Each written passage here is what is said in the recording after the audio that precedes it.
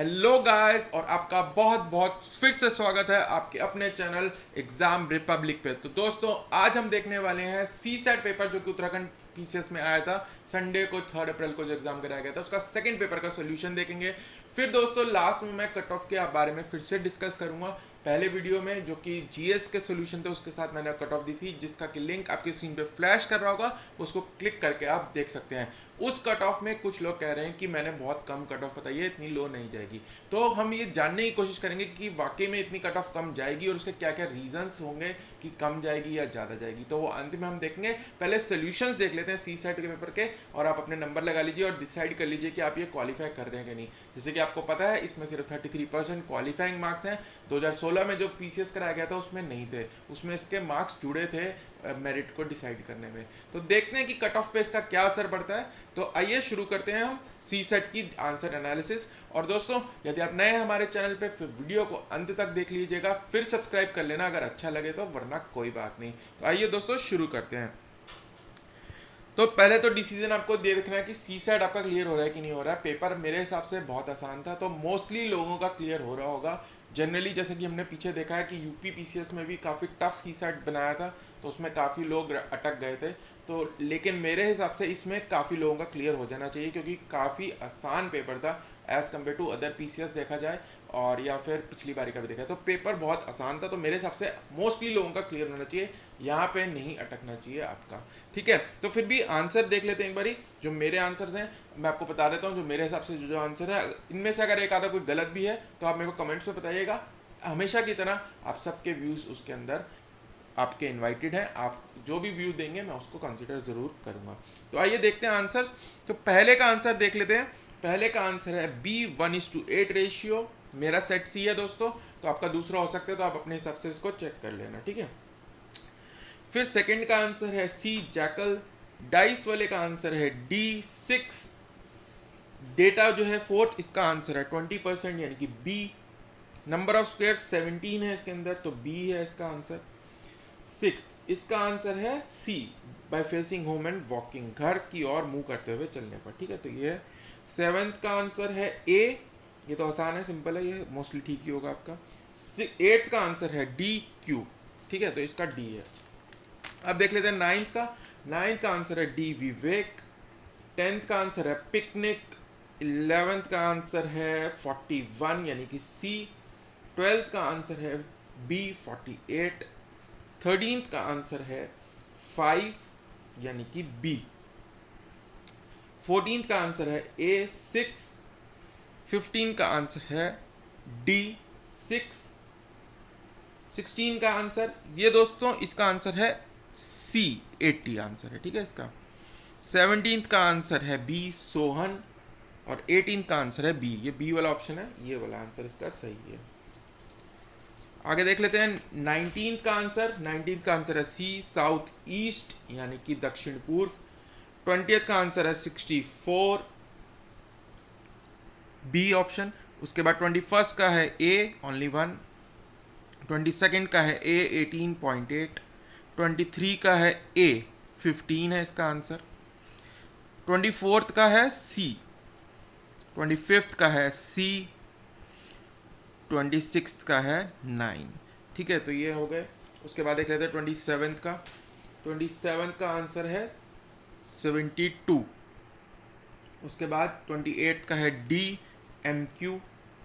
29th का है B.2।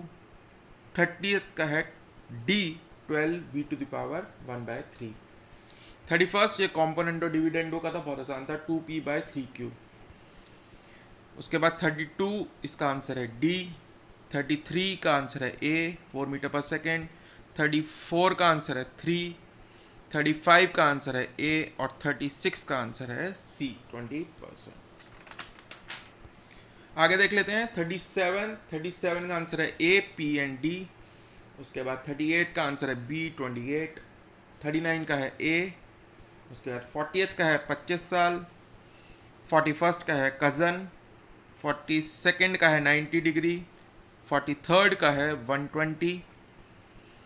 44th का है 1984 1984 में। ठीक है, ये लीप ईयर का कंसेप्ट भी लगाना था इसके अंदर, तो ये बन रहा है इसका आंसर। ठीक है, उसके बाद 45th का है 12/19, 46th का है डी 9% लॉस, और 47th का है डी।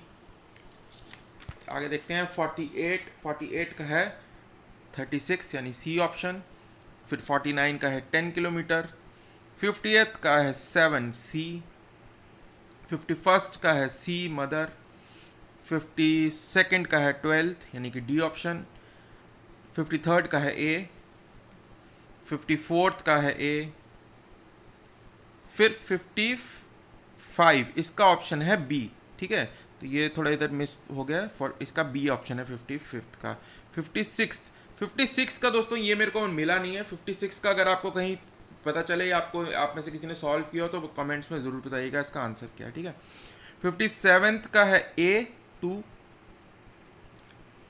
58th का है सी 8, फिर 59th का है ए, और 60th का है सी डिक्शनरी। ठीक है, आगे देखते हैं 61st का है सी 5, 62nd का है बी,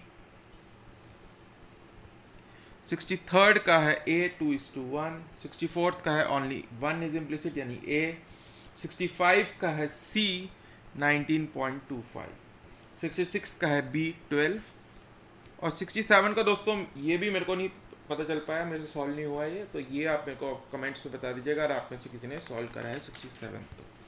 ठीक है, 68 का है सी 940%, उसके बाद 69 का है सी 1.73, 70th का है डी वाला, और 71st का है ए 0, 72 का है डी 3, 73 का है बी ऑप्शन, 74 का है थर्सडे सी ऑप्शन, 75th का है डी 3674, 76 का है 960, 77 का है सी 8, 78 का है सी 10, फिर 79 का फिर से सी RIG, और 80th का है बी के। अभी आ जाते हैं बहुत आसान से पैराग्राफ दिए होते हैं हिंदी और इंग्लिश के। अगर आपने यही 20 क्वेश्चन कर लिए होते तो काफ़ी इसमें आपके क्लियर होने के चांस बढ़ जाते हैं। तो बहुत आसान थे दोनों पैसेज, देख लेते हैं इनके आंसर। 81 का है बी, 82 का है ए, 83 का है बी, 84 का है सी, 85 का भी सी, 86 का बी, 87 का सी स्लीप। ठीक है, तो ये इंग्लिश वाले थे। अब देख लेते हैं हिंदी वाले पैसेज का। 88 का है सी, 89 का है डी, 90th का है बी, 91st का है बी, और 92 का है बी, 93 का है डी, 94 का बी, 95 का सी, 96 का सी, 97 का बी, 98 का दोस्तों मेरे हिसाब से डी होना चाहिए, बाकी आप इसमें बता सकते हैं कौन सा सही है, मेरे हिसाब से डी होना चाहिए। 99 का है ए, और 100 का है सी। तो ये थी दोस्तों आंसर की। मैं आशा करता हूँ अब इससे टैली कर लेंगे अपने आंसर्स, और अपने अब जो आपका स्कोर है वो कमेंट्स में मेरे को ज़रूर बता सकते हैं कि आप क्वालिफाई कर रहे हैं कि नहीं। मोस्टली क्वालिफाई कर लेंगे, इतना मुश्किल पेपर नहीं था जो आजकल आ रहा है बाकी पीसीएस के हिसाब से देखा जाए तो आसान ही था पेपर। तो आप बताइएगा ज़रूर मेरे को कितने बने आपके इस की के हिसाब से। अब बता देता हूँ मैं आपको कट ऑफ जो कि सिर्फ पेपर 1 के हिसाब से बनेगी, उसमें जो मैंने बताई है 81 +-2 जो रही है, उसके रीज़न क्या हैं। ये सारे रीजंस हैं मेरे जो लो प्रेडिक्शन की वजह से। दोस्तों आपको पता ही होगा बहुत से लोगों ने जो बनाए हैं वीडियोस, उसके अंदर पिछले साल की जो कट ऑफ है 2016 में जब कराया गया था एग्ज़ाम, तो 181 थी जनरल की, तो उन्होंने हाफ करके कि भाई 2 पेपर हैं तो हाफ कर लो, 90 के अराउंड होगी कट ऑफ। लेकिन दोस्तों उसके साथ ना एक आपको रिजल्ट भी मिलेगा जिसमें कैंडिडेट वाइज मार्क्स दिए गए हैं, तो उसको एनालाइज करेंगे ना। मैंने उसको देखा है, पूरी PDF डाउनलोड करी थी 12 MB की।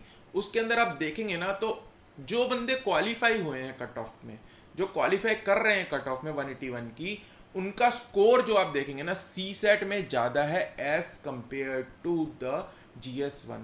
तो जो CSAT है पेपर, वो आपके जो नंबर्स हैं उनको बूस्ट करता है, उससे कट ऑफ हाई जाती है, मेरी एनालिसिस ये कहती है।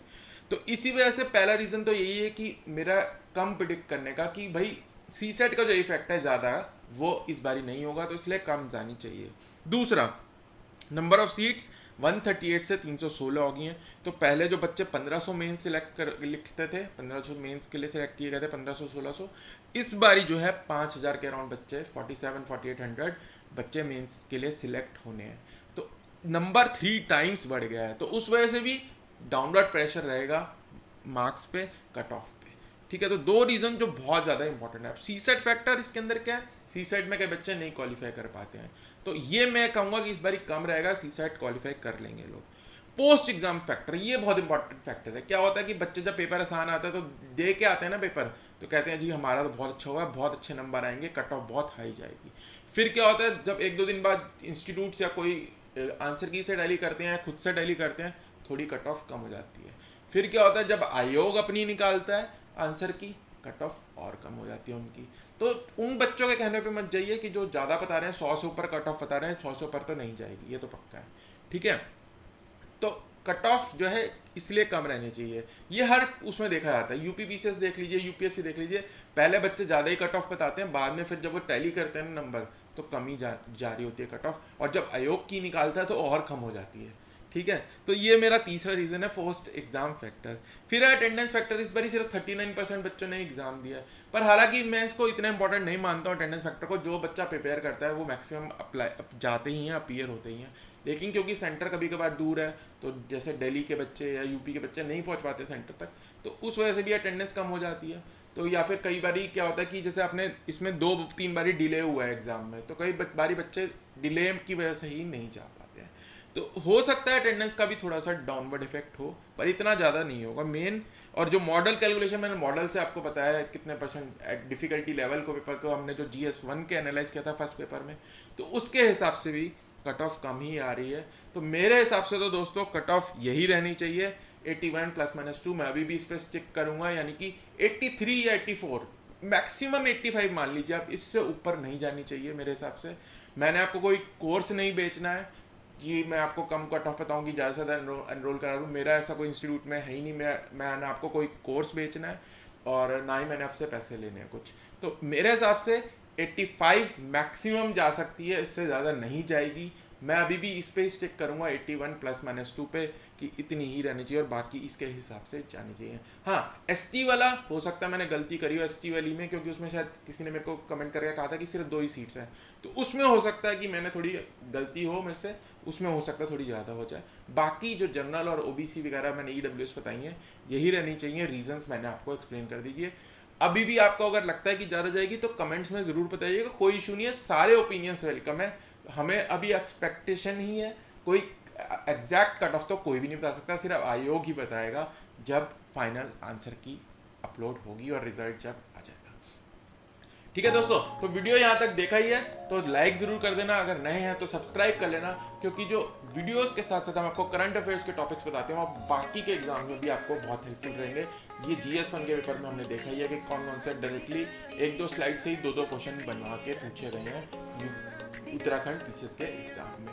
तो सब्सक्राइब कर लेना आने वाले एग्जाम्स के लिए, अगर आप इन्फॉर्मेशन लेना चाहते हो और हमारा कंटेंट आपको अगर पसंद है। तो दोस्तों मिलते हैं अगले वीडियो में, तब तक के लिए bye bye and happy learning and all the best for the result of Uttarakhand PCS. Bye bye.